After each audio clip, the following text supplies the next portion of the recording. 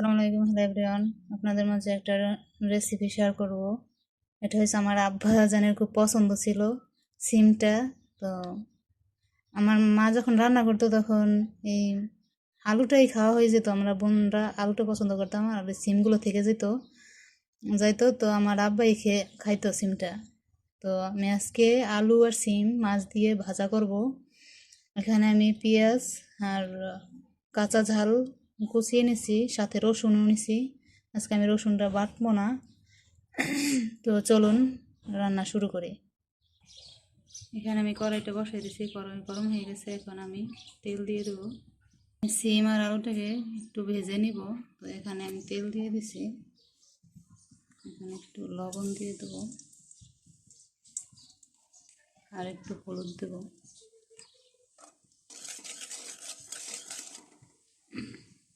এর ভিতরে প্রথমে আমি আলুগুলো ছেড়ে দেবো।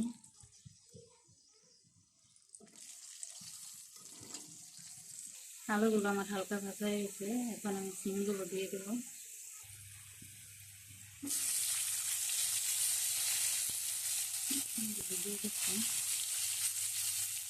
সিমগুলো পরে হালকা করে ভেজে নেব।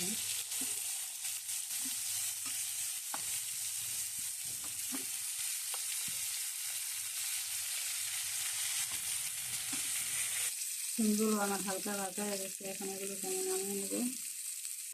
এখন আমি পেঁয়াজ আর মরিচগুলো দিয়ে দেবো।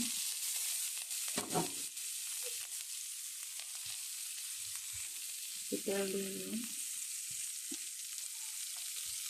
পেঁয়াজটা আমার ভাজা হয়ে গেছে, এখন আমি গুঁড়ো মশলাগুলো দিয়ে দেবো। হলুদ, এক চামচ ধনিয়ার গুঁড়া, পরিমাণ মতো লবণ। যেহেতু কাঁচামরিচ দিচ্ছি, শুকনো মরিচের গুঁড়ো দেবো না। তখন এটাকে আমি সুন্দর করে কষিয়ে নেব। সামান্য একটু পানি দিয়ে দেবো, পানি দিয়ে সুন্দর করে মশলাটাকে কষিয়ে নেব।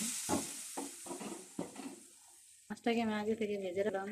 তো এখন মাছটাকে আমি মশলার ভিতরে দিয়ে দেবো, মশলার ভিতরে দিয়ে একটু কষিয়ে নেব।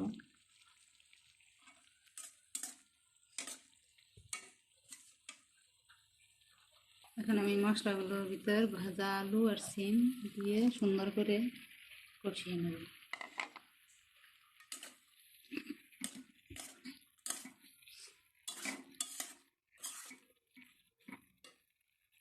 আমার সুন্দর করে কষানো হয়ে গেছে, এখন আমি পানি দিয়ে দেবো।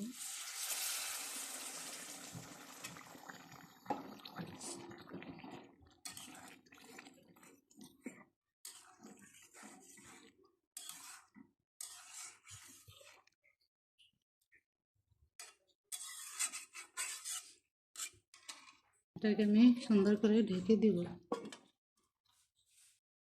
এখন হয়ে গেছে আমার সিম ভাজা তরকারি।